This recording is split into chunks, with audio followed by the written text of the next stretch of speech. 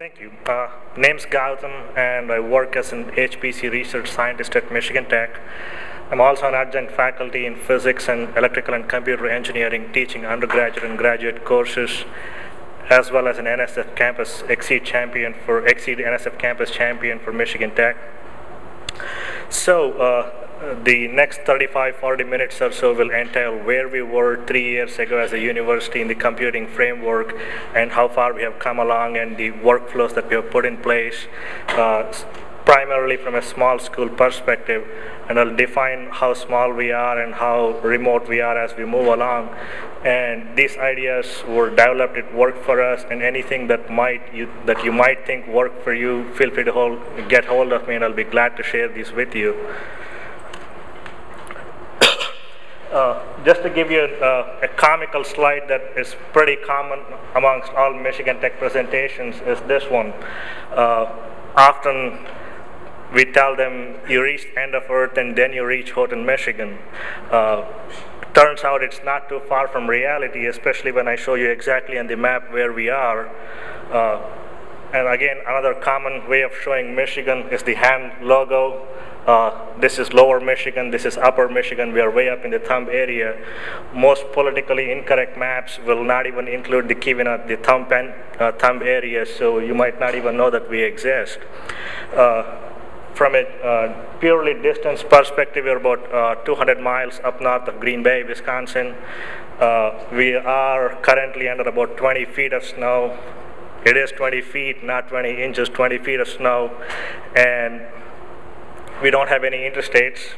There is one for about 50 miles, but that's about the extent of how closely connected we are.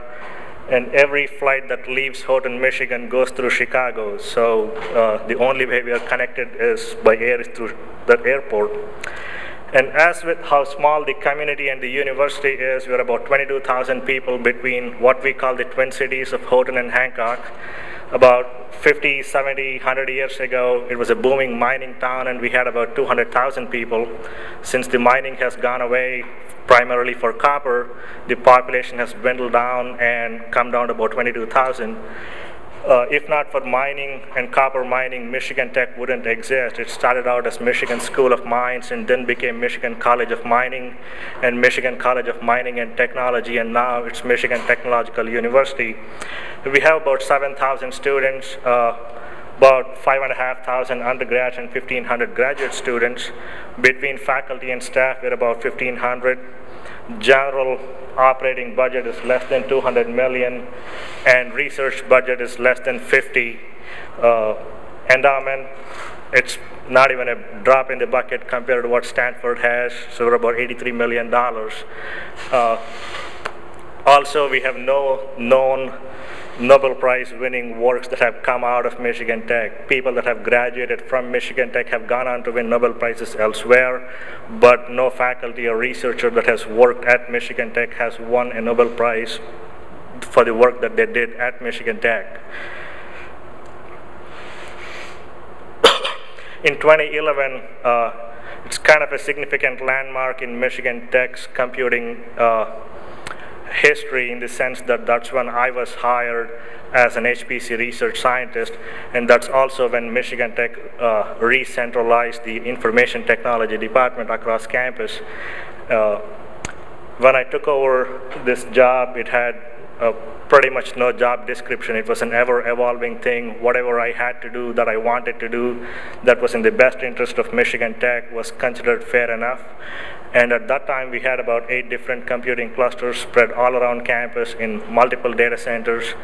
One common underlying goal was everything used ROC's computing cluster or ROC's cluster distribution, but there was no rhyme or reason as to how they were set up or why they were set up or who was using it, and there was absolutely zero documentation. And just about every systems administrative task was done manually, and also there was no training for end users either, so whoever was in their group, they taught the newcomers, and the newcomers taught the next newcomers, and so on. And between those 8 clusters, we had about 1,000 CPU cores and 2 NVIDIA GTX 260 GPUs, so barely any GPUs, so to say. And first of our tasks was to get these things organized in some fashion. The first move that we did was physical move into one of the 2 data centers that had good power supply, good air conditioning, and proper labeling and cabling and stacking techniques. And the labeling technique used by our data center expert is something, it's a 2-label thing. Every cable has 2 labels on either end, and each label has 2 strings of numbers and letters. The upper one tells you exactly where the end that you have on your hand is connected, and the bottom one tells you where the other end is connected. So when we send student employees or student interns to unplug some cable, they exactly know which one to unplug and which one not to touch. And the first set of consolidation also included getting all clusters up to speed on the same version of ROC's cluster distribution, which happened to be 5.4.2 at the time, and identical software configuration, by which I mean if you use cluster 1 or cluster 2, using them was identical. Speeds could be different, but you would find MATLAB or Abacus or COMSOL or WASP in identical locations. We had minimal end-user training at the time, but we started doing complete documentation. And just for reference, if you need to know what complete documentation means, I got about 8 copies, hardbound copies at the front. Feel free to pick one up if you like. And to understand what exactly was happening between 8 clusters, once they were kind of put in centralized location and streamlined to some extent, we put in another machine called HPC monitor.it that basically collects the usage information day in, day out for about 8 months or 9 months. And we used the default ganglia monitoring system that has this feature built in, so I didn't have to do any special work for that one.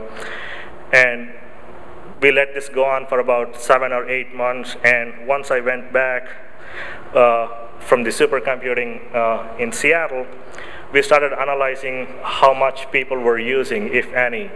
So it turned out we had very poor, very low usage, about 20% on our luckiest of days and 50% on 20% on most days and about 50% on our luckiest of days.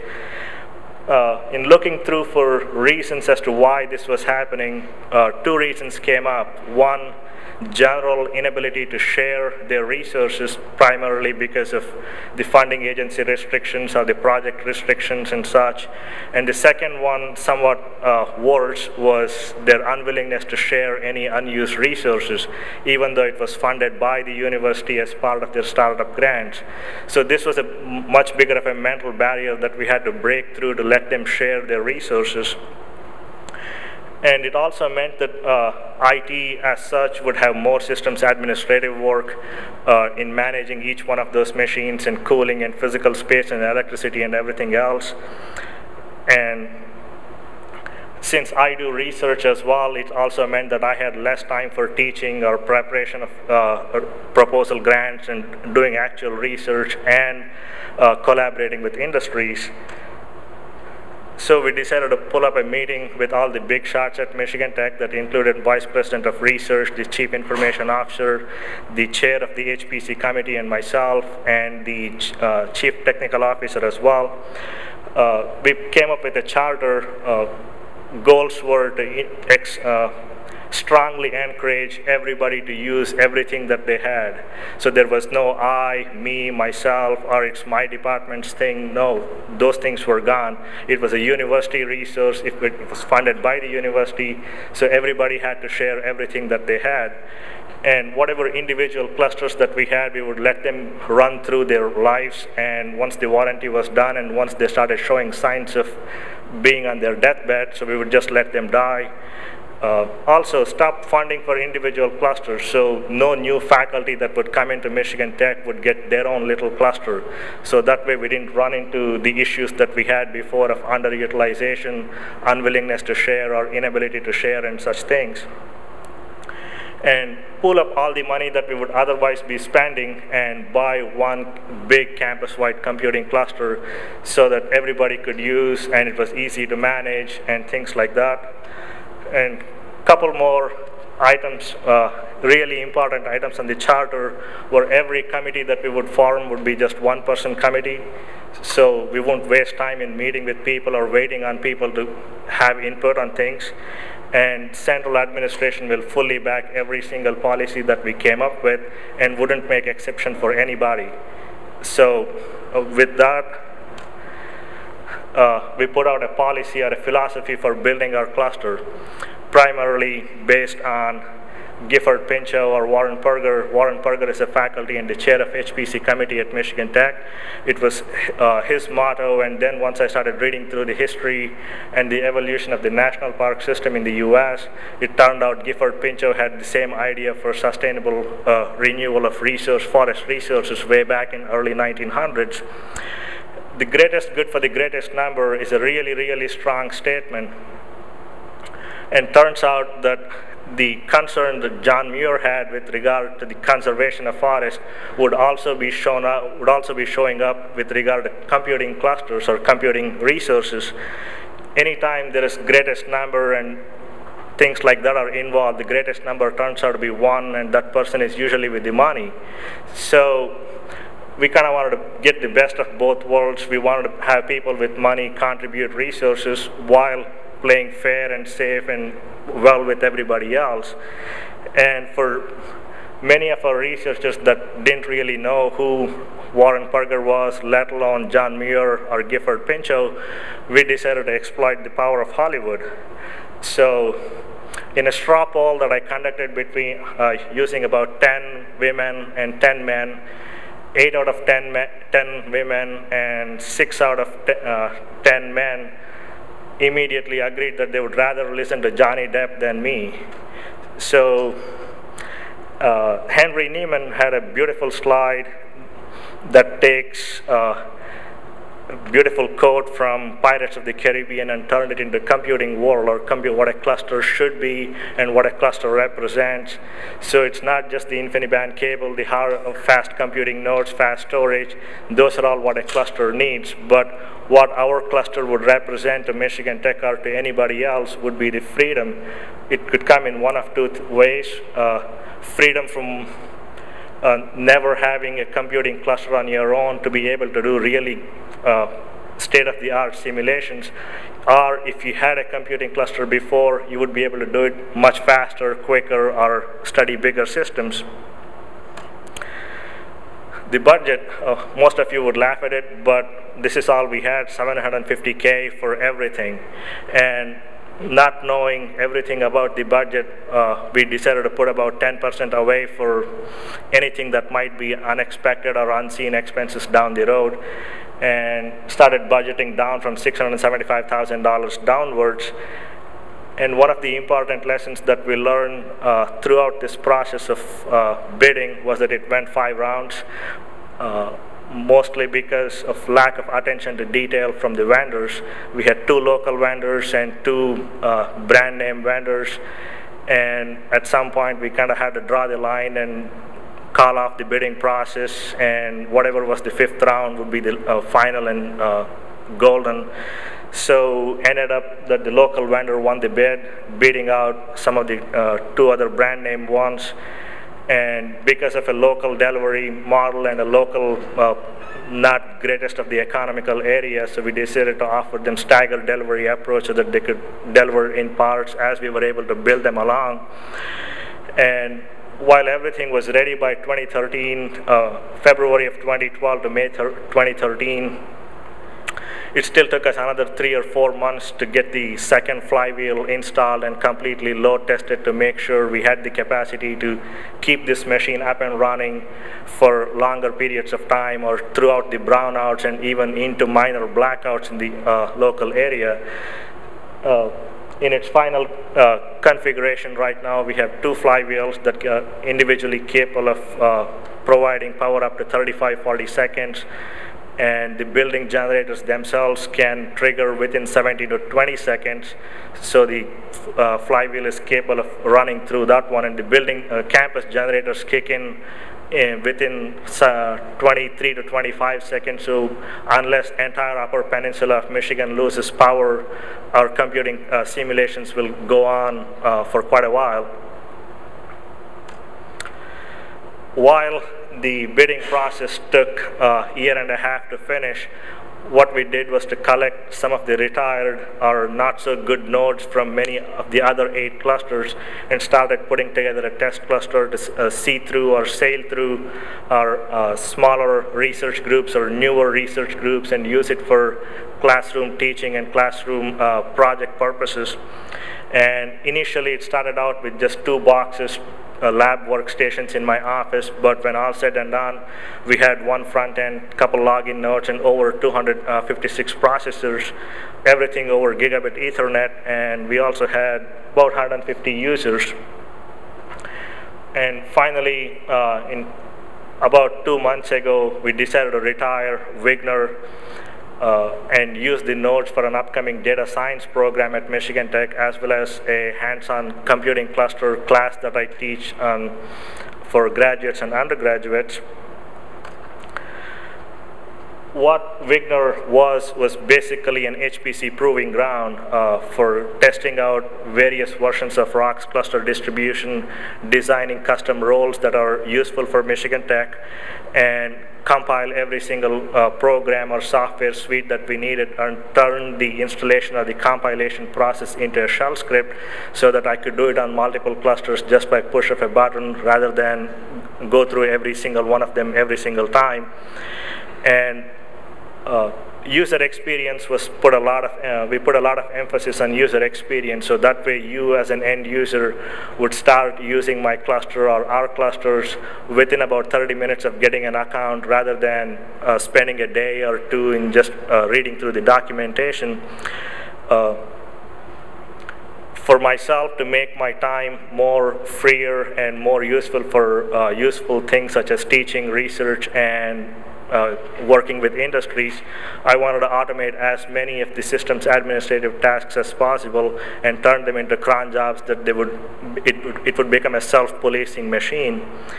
And throughout this process, we were fortunate enough to have developed collaborations with Intel and MATLAB and NVIDIA that were kind enough to give us extended trial licenses of their compilers and softwares and really expensive hardware as well. And while we were working with them, we also took that opportunity to put every single configuration file, every single make file, every single shell script into a revision control system, so that way change management was built into the process right from the get-go, and if things were to break, I could revert back to any of the previous stable working conditions without much of an issue. One of the other things we also did while waiting for the bidding process to complete was set up a centralized ROCs cluster at Michigan Tech. It is public facing, everybody could use it. The idea behind this was I didn't want to spend 3 hours to install every single cluster, let alone spend tedious amounts of time in chucking CDs in and out or DVDs in and out in whatever order that it was asking me. So we start out with just 1 CD or 1 DVD and point the browser or point the installation process to rocs.it. It serves just about every version of ROCs there is for x86-64. Saves me plenty of time, and it's done over full gig network. It happens a lot quicker as well.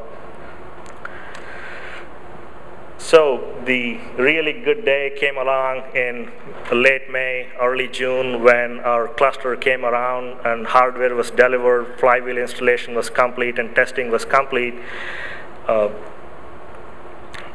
We decided to do a naming contest at Michigan Tech, and the overwhelming response was superior. Primarily, it wasn't surprising that it would turn out to be superior because we live right next to it. It kind of exudes the authoritative figure that it is the biggest of the Great Lakes and has a mind of its own if it wants to.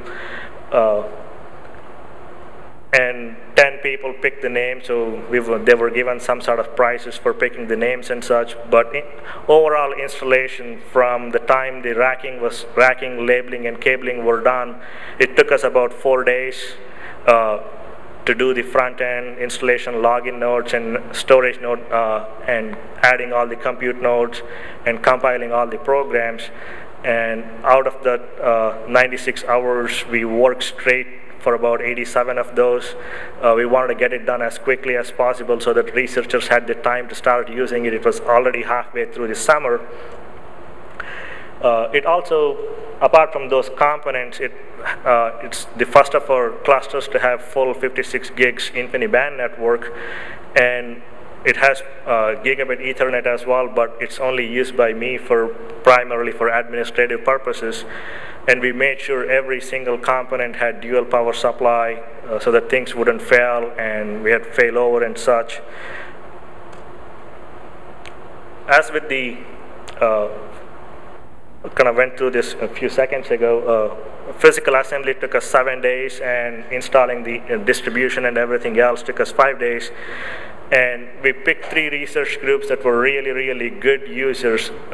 Good being the subjective word. What we did was pick a group based on how well they were willing to listen to our instructions and how well they were willing to make sure all their group members followed it.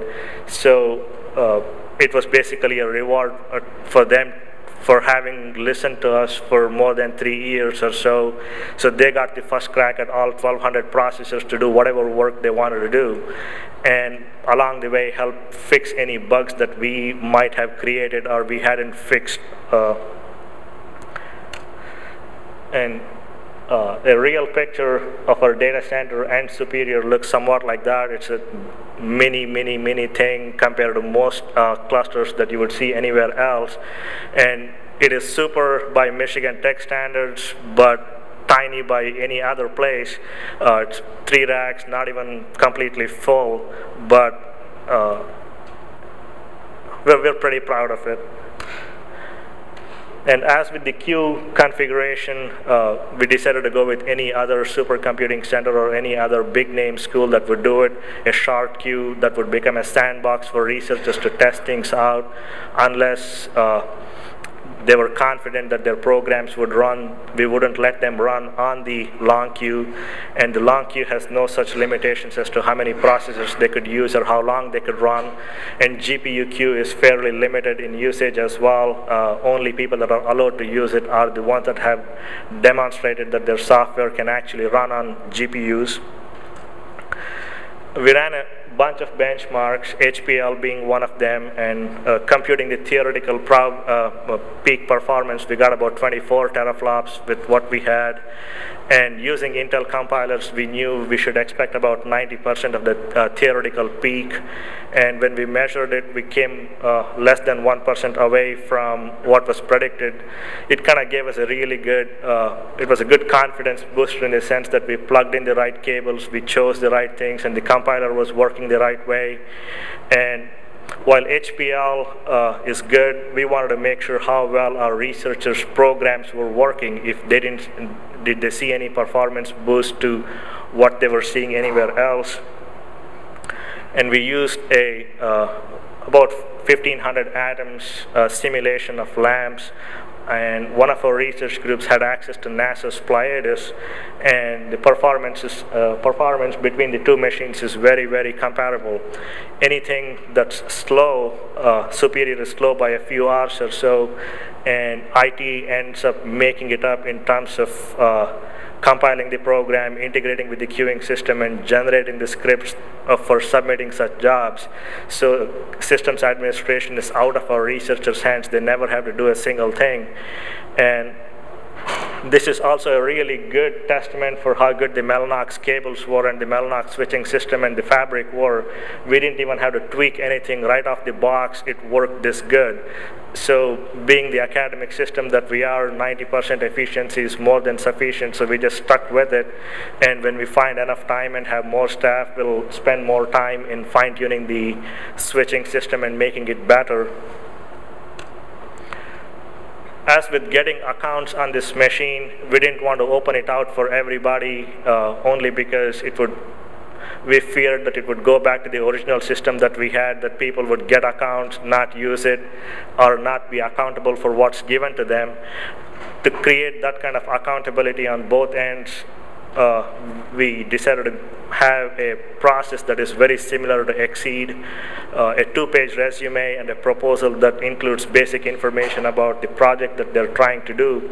So that way we knew what they needed, they knew what they were going to do, and all in all, it would serve as a really good metric for merit, and we could also use that to make a list of all the projects that were going on so that our presidents and the vice presidents and the CIOs, when they spoke to the government officials or to other funding agencies, they didn't have to make up a list of projects that were going on the fly. It was always there, readily available, and basically a no BS list of projects. And as far as researchers, even though it was one extra step that they didn't want to do, it would give them a near 100% success rate of a proposal, highest that they would ever find anywhere. Every proposal that's turned in is approved, but they just need to write it. And it could also become a good playground for the soon-to-graduate students to learn how to write a proposal, what all goes into it, except the money side of things. And once the proposal started coming through, we decided to kind of classify them into Tier A and Tier B. Tier A is every brand new faculty. Since we weren't going to give them their own individual clusters, they were put in the highest class. And any established faculty that had funding to support our computing infrastructure would also be in Tier A. And every other established faculty that either didn't have funding or didn't have immediate funding would be in Tier B. There is no difference between Tier A and Tier B as with job priorities and such, as long as the machine's running under 85% busy. It's only beyond that point that the priority scheme kicks in and the algorithm that I wrote kicks in to make sure that people in higher priority or Tier A have higher priority for their jobs, and Tier B tend to wait a little longer to get their jobs done. The one other thing that I also should mention is that so far we've only had one faculty that didn't want to write the proposal, and true to their original promise, the central administration backed us up and they are making that faculty write the proposal as well. So, so far we've had pretty good success rate. One of the unique things to Michigan Tech computing clusters is a small tool that I wrote called QGen script. The genesis of this goes back to about 2003, 2004, when I was a graduate student managing a research group computing cluster, and our fellow researchers in the lab were either inadvertently making mistakes in copying the submission scripts, and then I would help or spend too much time debugging the mistakes that they had made. So I decided to come up with a tool that would generate the script for them based on whatever program they were using, taking any kind of edits from the researchers end out of it. So you run this program called QGen script. It provides you a list of every software suite that we have compiled, whether it's serial or parallel. Anything with an asterisk tells you that it's licensed to very specific research groups, and we make sure that only those groups access it via access control list and user groups and such. And followed, it asks you a few more questions, like what kind of queue do you want to use, how many processors do you need, what's your input file name and what's your output file name, and do you want SMS notification or regular email is good enough. And once they fill in that information, it creates the script, tells them approximately how much time they can expect to wait before their job goes from the waiting status to the running status, and it also gives them the command to submit the job. So it's very, very well contained, and it also freed up a lot of my time. I don't have to answer any user services or general user questions about, oh, I made a mistake, how do I fix this? They don't ever have to touch that file. They could read it if they want to, but they never have to write one. One of the other things QGen script also does is it creates a job information file specific to every simulation that our users do. It contains information such as who was the user, what group they belong to, when did they submit the job, when did it start, when did it finish, what version they used, and what was the total runtime. So that way, if they're writing proposals or reports to their advisor or to the funding agency, they have all that information contained in one file. And as with scheduling policy, I mentioned a few slides ago that there is no difference between tier A or tier B. However, we make sure that the priorities that they get is based on a weighted function of CPU plus the real research production. This kind of became necessary because somebody could run a 128 processor simulation for a year that spits out nothing but hello world, whereas somebody else could run a 30-minute simulation that produces mind-blowing, earth-shattering new research. So we wanted to kind of reward people based on the real production, not purely based on how much CPU time they used. And based on my prior experience, we gave enough hours for how much time would it take to have one peer-reviewed paper, one conference proceeding, and one poster. So eventually all their publications and citations get converted into CPU hours, and that turns into their priority. And we also don't encourage or don't support pre-emption or advanced reservation, so first in, first out. And we also don't, as an administrator, we never touch their simulation unless they specifically asked us to meddle with it. So once it starts, it'll run to completion. Email and SMS notification, it's part of the standard ROX cluster distribution and the grid engine queuing system that comes with it. What we did was encourage users to have a small file called .mobile in their home directory with their email address of their phone number associated with it. So it gives them a per job choice of picking whether they want email notification or SMS notification. If you don't have a smartphone, you can pick SMS notification, so that way even if you're traveling, you'll get notification that your job's done or your job's killed or it's still held in queue, whatever they need to know. And the job information that I told you before has this kind of structure. This is one for VAS, but every other file gets it. The way I also designed this queuing system and the QGen script is up to 16 processors. It tries to localize your simulation to one compute node, so that way it could use the local hard drive and speed up this read-write operations. Anything beyond 16 processors, it spreads the job around wherever the free processors are available. And this has been a really big problem, at least for the first few years of my life. People would run programs on login nodes, and when we didn't have login nodes, they would run it on the front end, crawl the system to a halt, and often kill it too. And recently, a lot of people on the NSF Exceed mailing list and expressed some interest in knowing if there was a self-policing way. So I wrote this shell script about 2 or 3 years ago. Basically,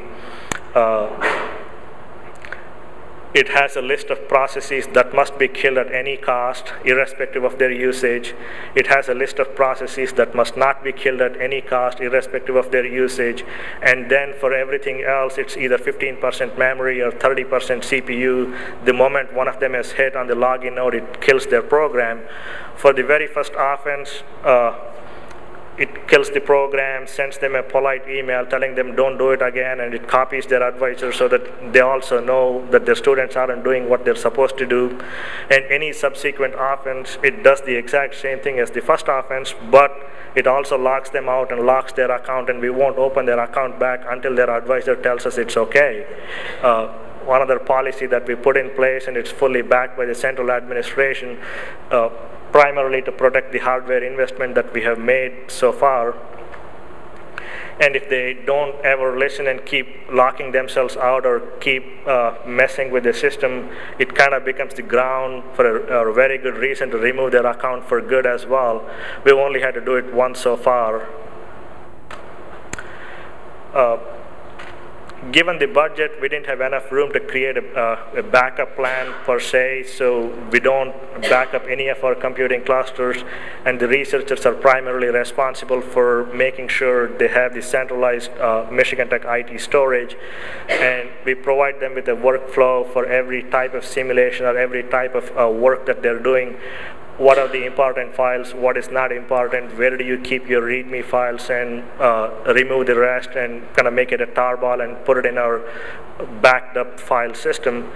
And to enforce that kind of mentality, we put a 25 meg limit on the home directory, primarily because there is not a lot of space anyway. And On the research partitions, it's based on a per proposal basis. Currently, it's about 500 gigs to a terabyte, depending on what they're doing. And anytime a user exceeds a limit, they get emails in 6-hour intervals telling them you're over quota, come back, make time to come under. And if they don't listen beyond the 13th reminder, it no longer sends any reminders but locks their account. Again, the same process that their advisor has to sit down with us to make sure that we could actually let them back in. Yet another of those policies that's fully backed up by our administration. Grid Engine comes with a lot of useful tools, and to complement those, either we wrote wrappers for some of those commands or wrote completely brand new commands ourselves. QResource is basically one of those things that tells you exactly how many licenses are available for each of the program that is licensed. And QList just makes a list of queues, and nodes map is list of all the compute nodes and how much memory and how much CPU and what kind of load and so on and so forth. And all these, I don't know why, at some point I realized that our users would kind of maybe have an appreciation for this and use it. So far, haven't had any negative feedback, so we'll continue to develop these tools and utilities to make their life easier. As with usage reports, every principal investigator that has an account on our machine gets a report, something like this, Monday morning. It tells them exactly how many simulations their users or their students did, what was the total CPU time and wall time, and to help them understand the concept that CPU time, either at Michigan Tech or elsewhere, is not free, whether or not they pay for it. We developed a cost recovery model and attached the dollar value to that report. So it also helps them write proposal seeking funding from external funding agencies. So in the last moment, they don't really have to bug me. They just need to look through the reports that have been sent to them already and come up with the dollar sign. While the PIs and the chair of the HPC committee get this on a weekly basis, the big shots of Michigan Tech get it anytime they need or once every 3 months automatically. As of the first 6 months of setting up Superior, we've had about 21 projects, 10 of them in Tier A and 11 of them in Tier B, little over 100 users, and we already have published 9 peer-reviewed publications. And on most days, it's 75% or more busier, which is, again, music to my eyes and ears just to see the machine being used more than 20% as we were 3 years ago. And based on the cost recovery model that we had developed, we're already recovered more than half of investment in the first 6 months. So beyond June of 2014, everything would be like cash register sound every day, day in, day out. We'll be making more money. As with metrics, it was my strong feeling that I cannot manage something that I don't measure or something that I cannot measure. At the same time, I also realized that not everything that I want to measure has value, or everything that has value can be measured. So we want to take the best of both worlds and come up with a system that would reward the researchers for being productive, reward their merit, and it would include some easily measurable quantities such as CPU time and their status within the Michigan Tech system, meaning whether you're a grad student or you're a faculty or a collaborator or a postdoc and an undergrad student, but also take into account really, really meaningful quantities such as how many publications have you had, where have you published, what's the impact factor of the journal that you have published in, meaning I could publish in a local newspaper, Steve could publish in Science, he should get more credit on my system than I should. So things like that. And citations are also an important thing. Like every publication within this system gets one citation right off the bat, just the way I designed my algorithm. But every 10 citations, you get one publication back. So the more your work is groundbreaking, better it is for you within our system. And we took all these things into account. Grid Engine keeps log of CPU time. Publications are reported to the chair of the HPC committee, and our Michigan Tech IT system knows who the users are, and I wrote a small little algorithm that kind of queries the Google Scholar program based on the DOI of the publication that researchers have put out, and collects the citations once a month, once every 3 months, and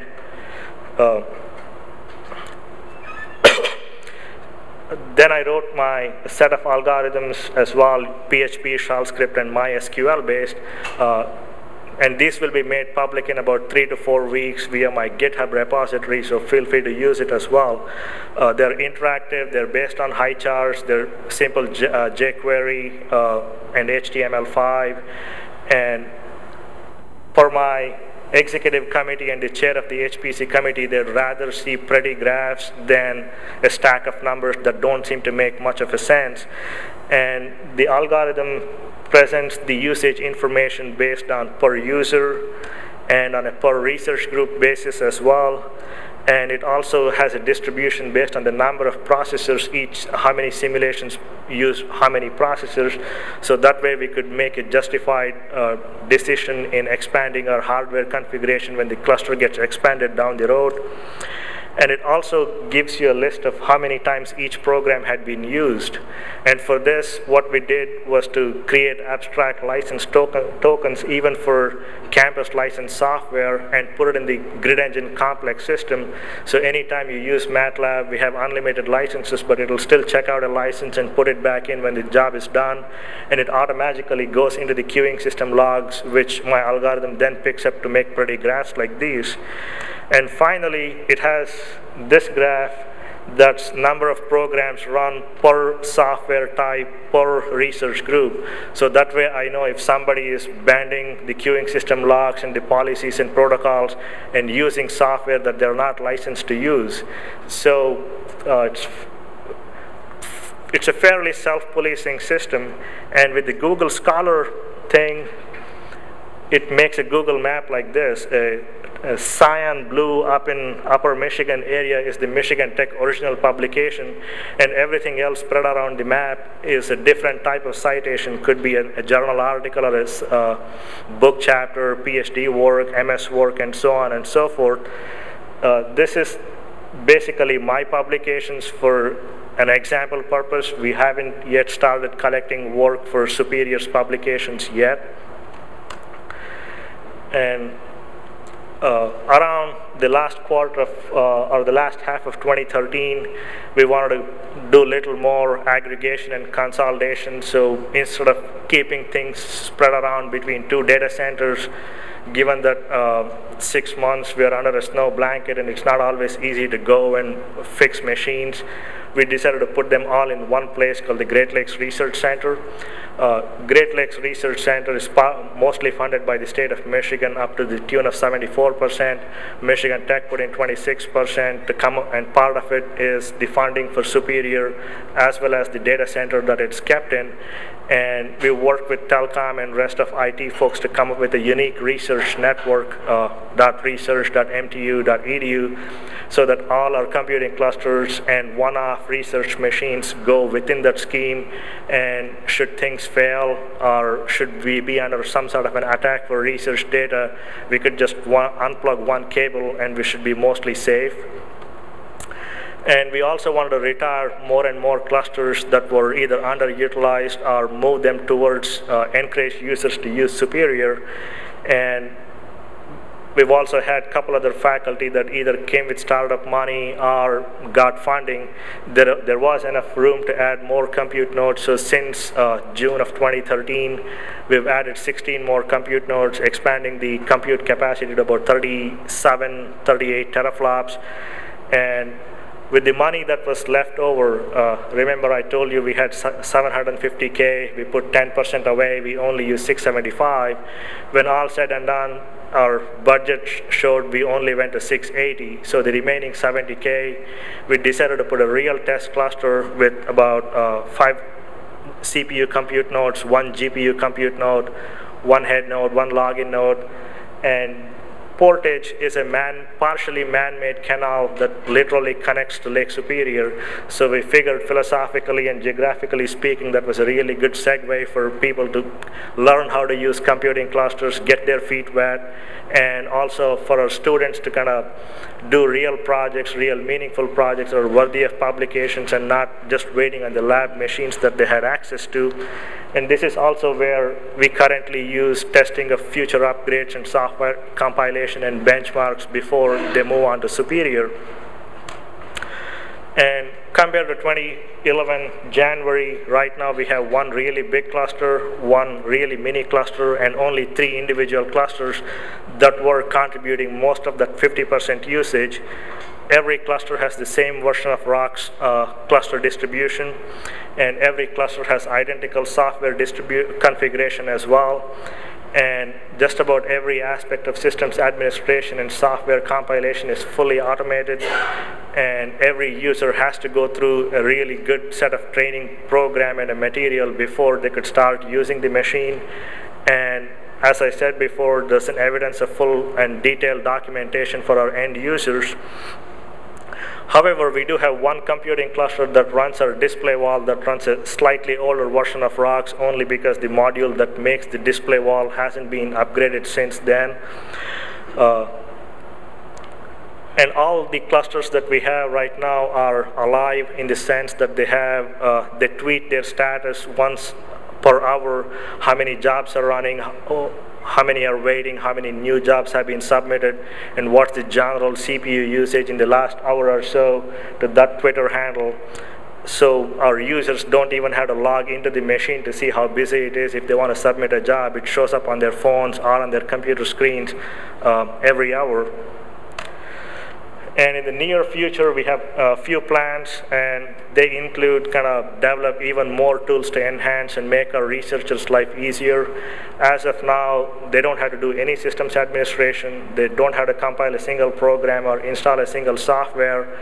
They don't have to write the submission script to submit their jobs to the queue, and they don't have to worry about any of the usage reports. They all are delivered right to them automatically. The plans, however, include developing some sort of self-paced learning videos for Linux command line usage. That's been one of our issues with newer graduate students coming in that don't necessarily know simplest of Linux commands. And we also would like to encourage more and more of our researchers to use GPU-based computing. So the 20 GPUs that we have put in haven't had much of usage to this day. And we would definitely like to expand the storage capacity of the computing cluster and come up with a backup solution for all the computing clusters, not just Superior.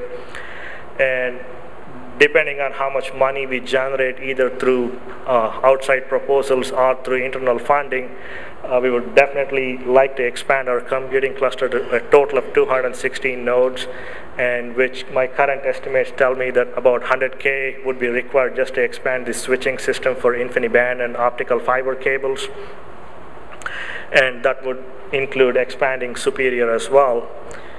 I'd like to thank a bunch of people that have helped me for years on end, and some of whom are here, Steve, and folks from Intel and Ohio State University and University of Oklahoma, and the Grid Engine, the ROCs, and the Ganglia mailing list, people from MathWorks and NVIDIA, one of them's here, and as well as Stanford University for hosting this, and the HPC Advisory Council in Stanford for arranging this conference in February that would actually justify my travel time and give me enough time between supercomputing and this one to do some work and convince my university that I should be allowed to travel. With that, I'd like to conclude and take any questions if you have.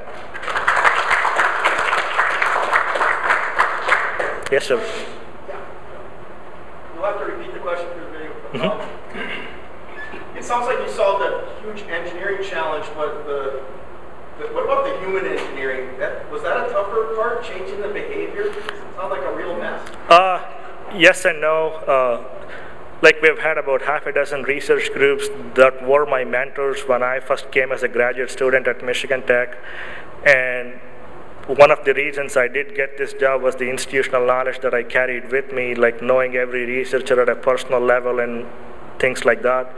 So when we used the pilot groups, they were handpicked based on my relationship with them, IT's relationship with them, and how easy they were to deal with, to make sure that they saw the goodness in that we were trying to do. They imparted that to their students. So then they became like kind of milestones or mile markers or candles for the rest of the university, saying, Professor X, Y, and Z, they're insanely busy. A couple of them are department chairs. They still took time to do these things, and they make sure they do everything that we ask them to do.